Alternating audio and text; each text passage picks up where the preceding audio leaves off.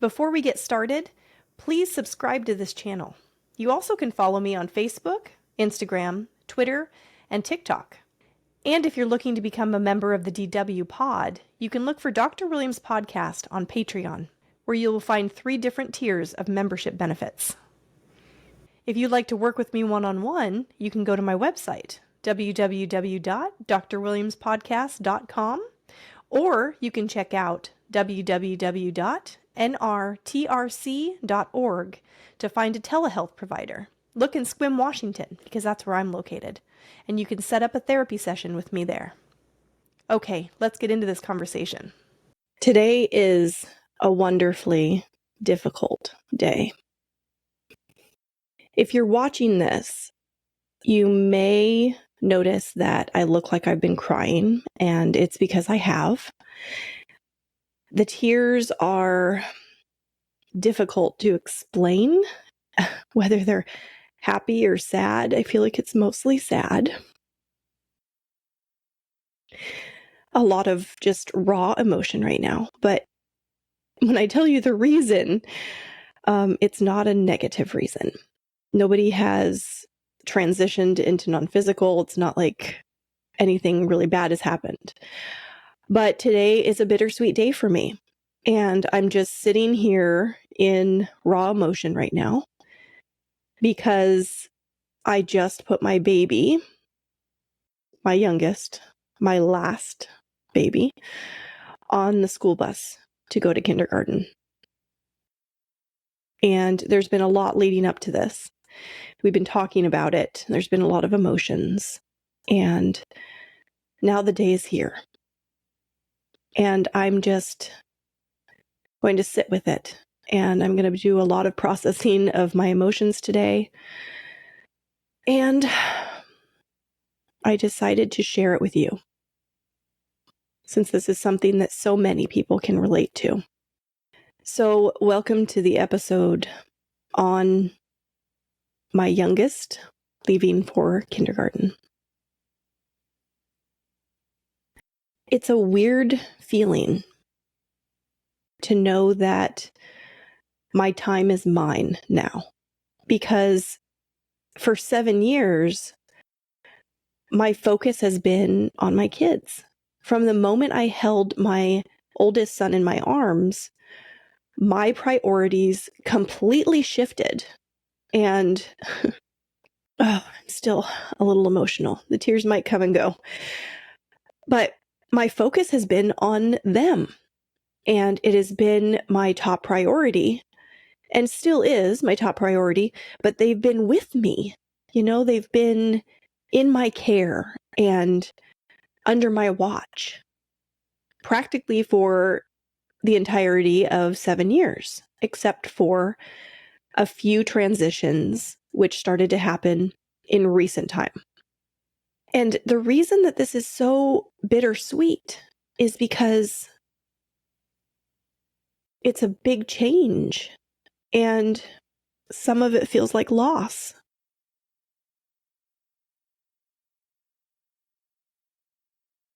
And yet, in another way, it feels like gain.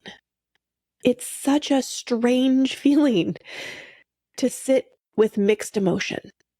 And I know so many other mamas, other parents, other guardians go through this same experience.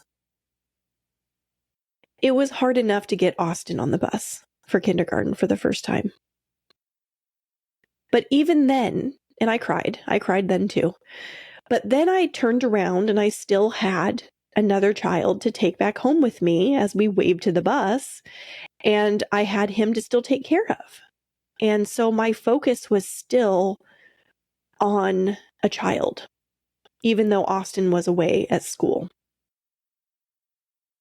But I came home alone today, and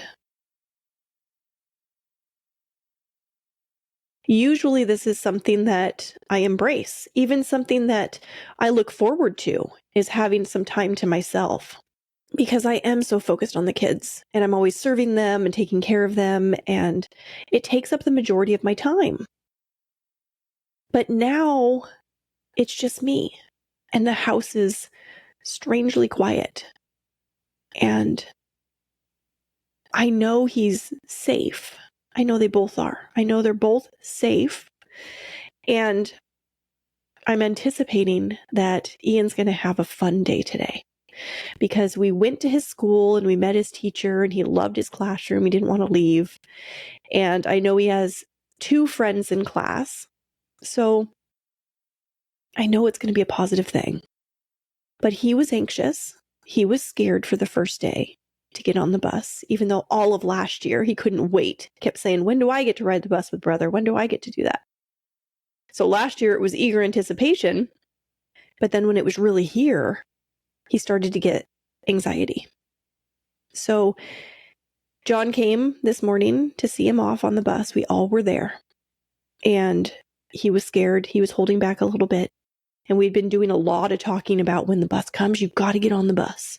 And he did great. He really did. I feel like I have been preparing for this moment. And I didn't realize until the other day that what I had been doing felt originally like I was preparing Ian for going to kindergarten. But then I realized that I also was preparing myself. And, people always say it's harder on the parent than it is on the child. And I believe that. It's definitely overwhelmingly emotional to have such a big change. But it started in preschool. I got him enrolled at 3 years old. He was enrolled in a church-based preschool, and that was only 2.5 hours a day, 2 days a week. So that was just a very easy transition into going to school, being away from mom. And me having some time to myself, not having Ian there. But Ian didn't really react well to it. He often was crying at drop off. He wanted to stay with me.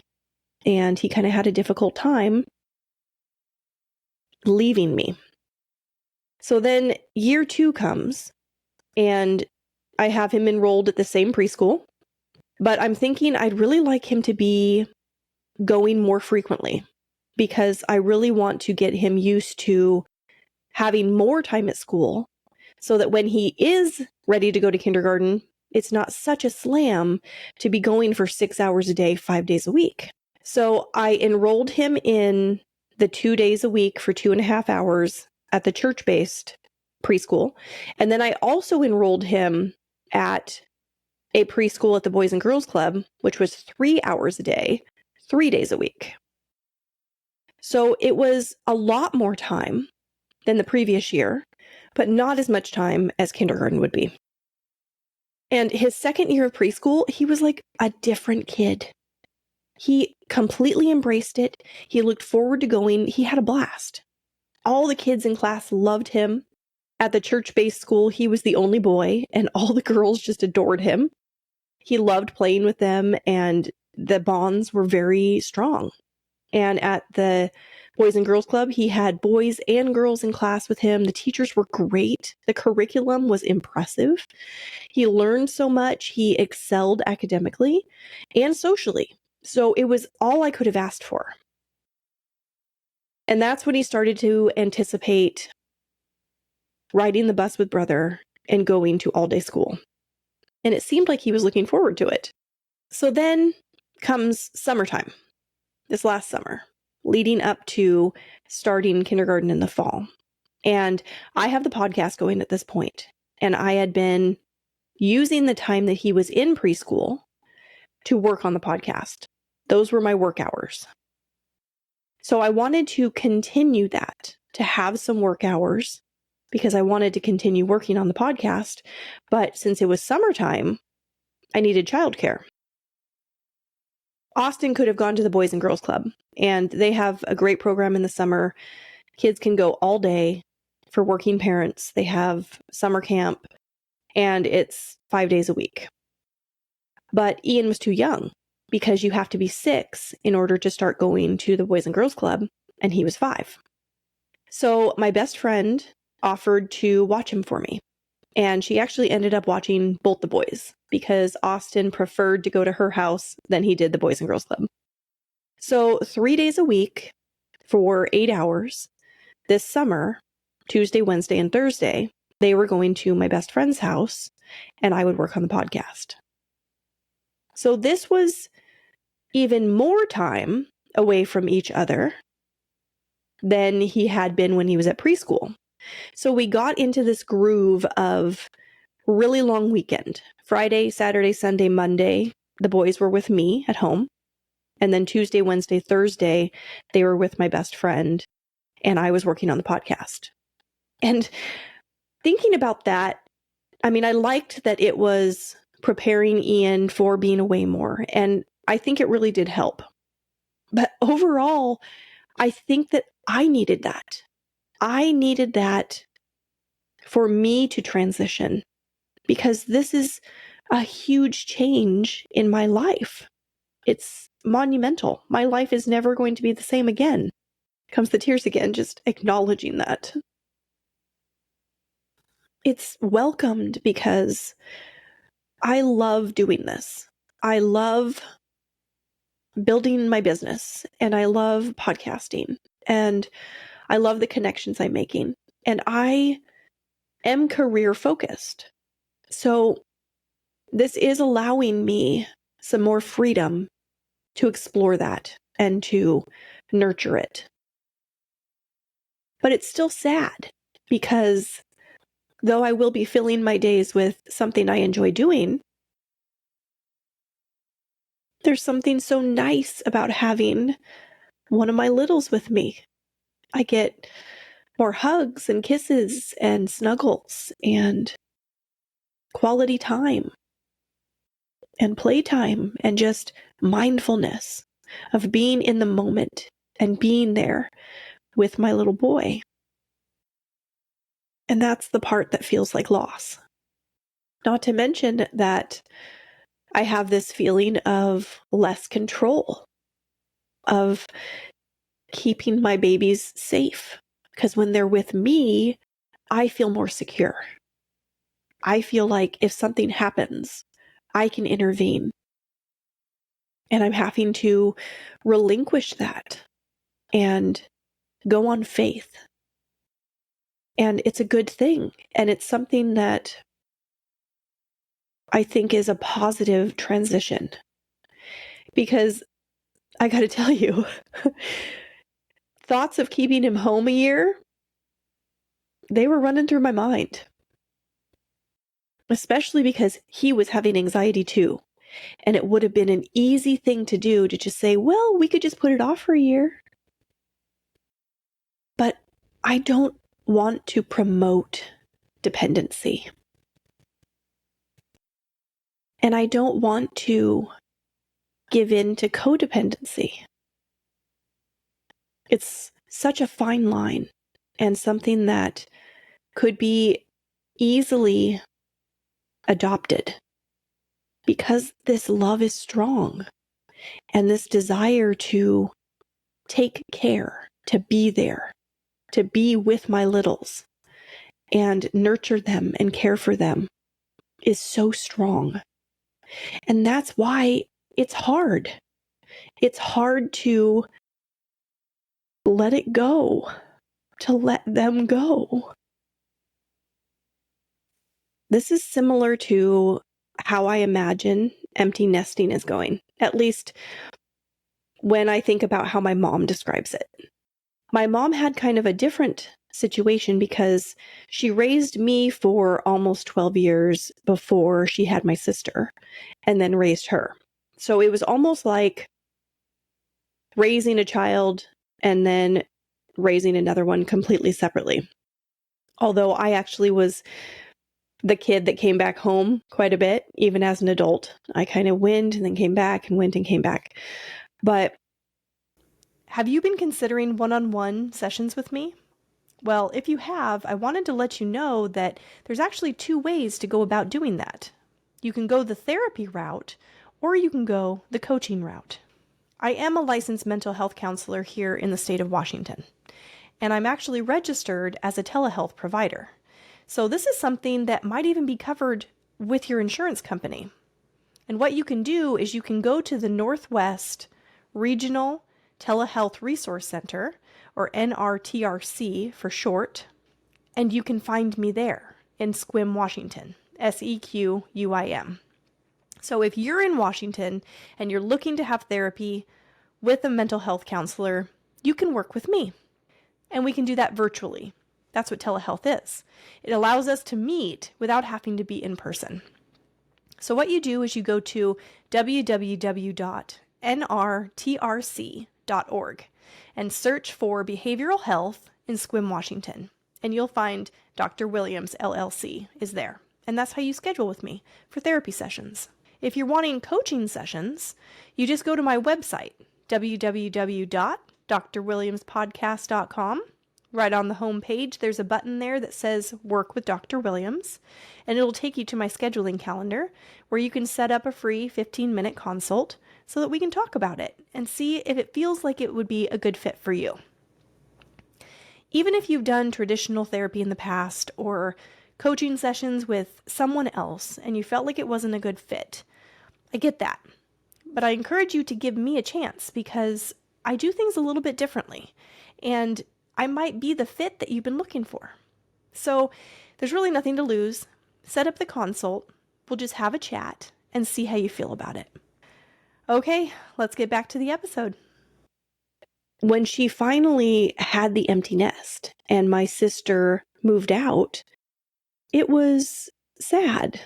And she explained that she didn't really know what to do with herself. And I understand that because you're so focused on what your kids have going on that when they are out on their own, even just like being at school, like right now, it's almost like, okay, where's my focus now? And yes, I have things that I could do. I could work, I could record, which is what I'm doing right now.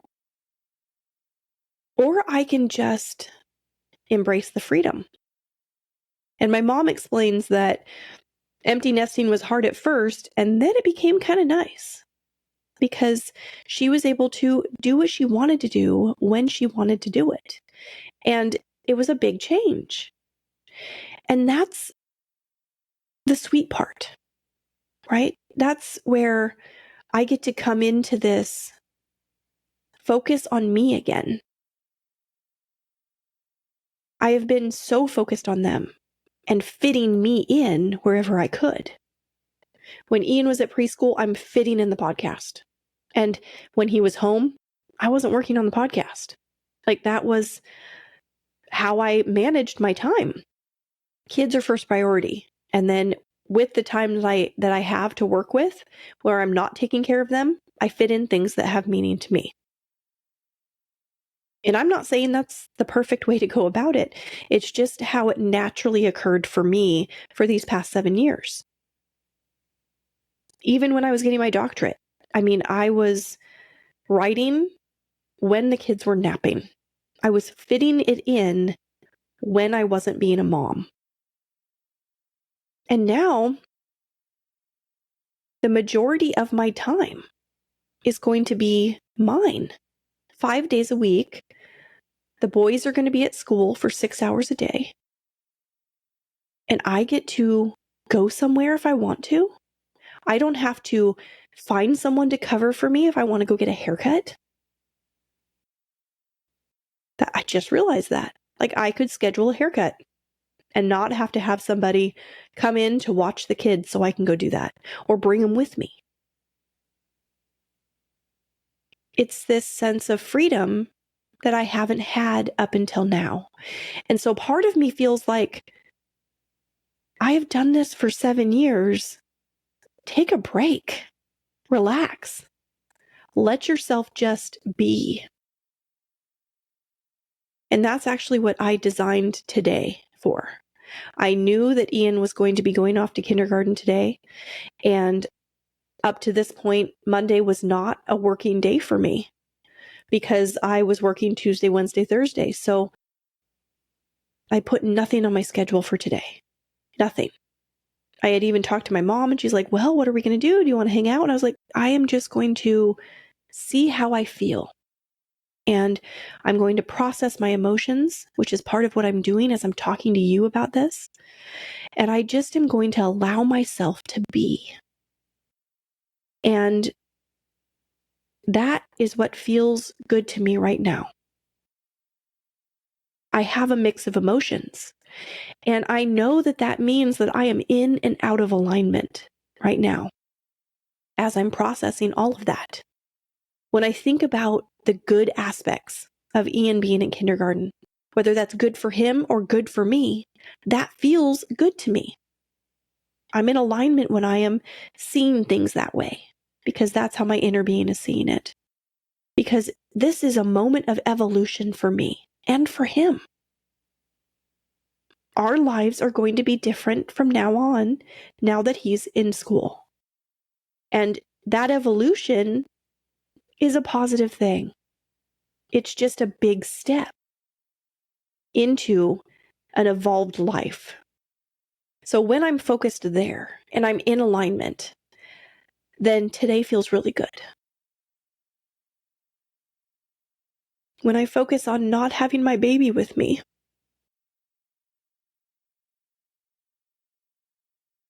not being able to hug him or talk to him or play with him, then that feels bad. I get sad. And that just means I'm out of alignment.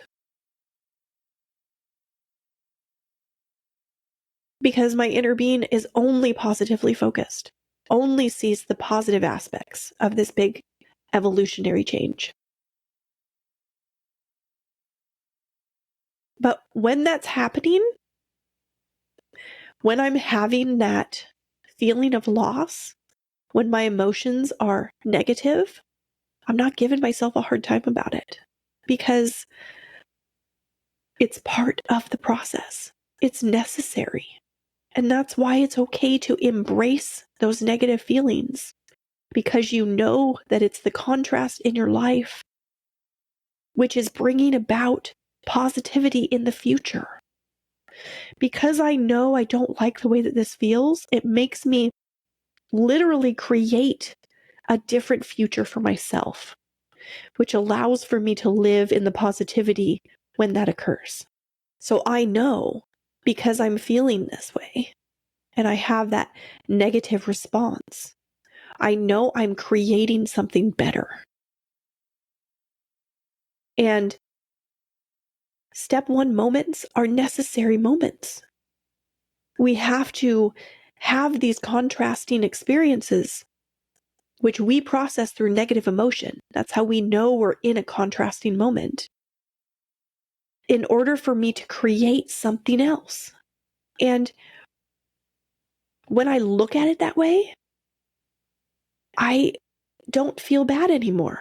It aligns me again. It allows me to align with this process of expansion. It allows me to align with the life I'm creating in the future, which is all positivity. Because through my negativity, I know I am building the opposite. So I know that there's going to come a time where I don't feel this way anymore with Ian going to school. I'm going to just see the positive sides of it. I'm going to be living the positive sides of it. The business is going to grow. The podcast is going to evolve. I have another podcast that's in the works. Now I'll have more time to work on that and actually launch it. Just like with everything, this moment is just a pinpoint in time. And I'm here and I'm experiencing it.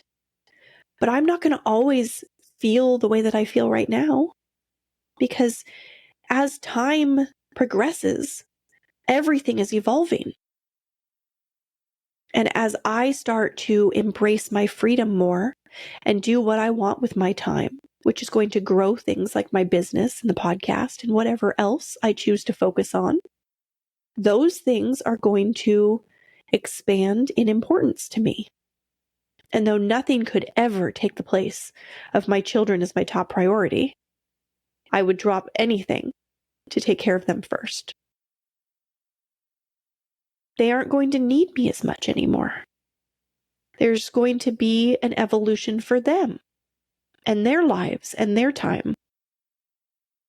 And that's the beauty of it, because we're doing it together in my life and in their life, side by side. As we both evolve individually, our interactions are evolving also. And their interests are going to grow, and their focus is going to change, and they're going to get more focused on what is important to them in their lives. And I am not going to be the center of their world as much anymore. And that's the feeling of loss, because I've had that for 7 years. And now it's changing. I knew that by doing this recording right now, I was going to be in and out of emotion. And I'm not the kind of person that can hold it back. So I knew that I was going to have tears, and I knew my voice would sound weird and my nose is stuffed up. But when I started this podcast, a big part of me wanted to be transparent, to allow you into my authenticity and share myself in a wholesome kind of way with the world. And this is one of those moments where I am just thick in the moment in my life and feeling my way through it. And I really am teeter-tottering through the positive and the negative. It's all over the place right now. And see, here comes, I just got that feeling of positivity again, because I realize that it's all really a good thing. There's really no negativity in any of it. It's all good stuff.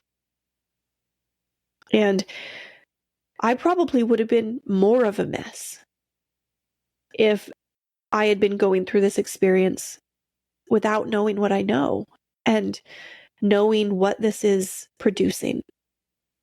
It really, really helps me to feel better and to be able to come into those good feelings more than I would have before.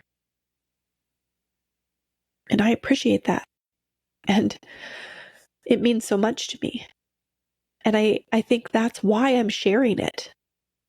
That's why I'm being raw with you guys right now. Because I know that listening to me talk about being positive when you're not feeling positive can be super annoying. So this is that real moment for you to see me and how I go through contrasting moments and how I'm still experiencing the negative with the positive, but I see the negative as a positive. And it's really this swirling kind of experience for me to be in this moment where I have so many different emotions, but I still see them as all good things. And the negativity is more of a temporary acknowledgement. When it happens, I have some tears fall, and then I start acknowledging that this is creating something better, and it brings me back into alignment. I know I'm in and out right now, but I still appreciate the whole thing. And this is me sharing how it works for me with all of you. I really am not here to preach to anybody. This is the truth that I have come to know that I am sharing. And right now, I'm in it, living in those moments right now that some people view as difficulties in life. I'm having one of those. But I still have the focus of seeing the bigger picture of what it's really doing in my life. And that is pivotal for me. When I do feel the negativity, it allows me to bring myself out of it and get back into a better feeling space. And that's how I can feel good right now, even though I'm in the presence of something that doesn't really feel that good. So that's why I started this episode by saying that today is a wonderfully difficult day. This is a bittersweet moment in my life. And even though the bitter is present, it's really not. It's really a sweet, sweet moment in my life. And I can appreciate all of the emotions I'm going through. And I wouldn't change any of it. I want to feel it all. I want to experience it all. I've worked for this moment for 7 years, and I'm going to live it to the fullest. I'm going to feel all of it. And tomorrow, I might do it all again, but it'll probably be a little bit less negative and a little bit more positive, because that's the natural evolution of how it goes. I can't believe my baby's in kindergarten. That time really did fly by. But I can tell you one thing. I can't wait to get him off the bus today and hear about all of the great, wonderful experiences that he had in kindergarten. And when I'm sitting there experiencing his joy, I will mirror that joy, because I know that this moment is all for good, because everything's working out for me and for him and for all of us. If you like being able to watch the podcast, make sure to let me know by subscribing to this channel.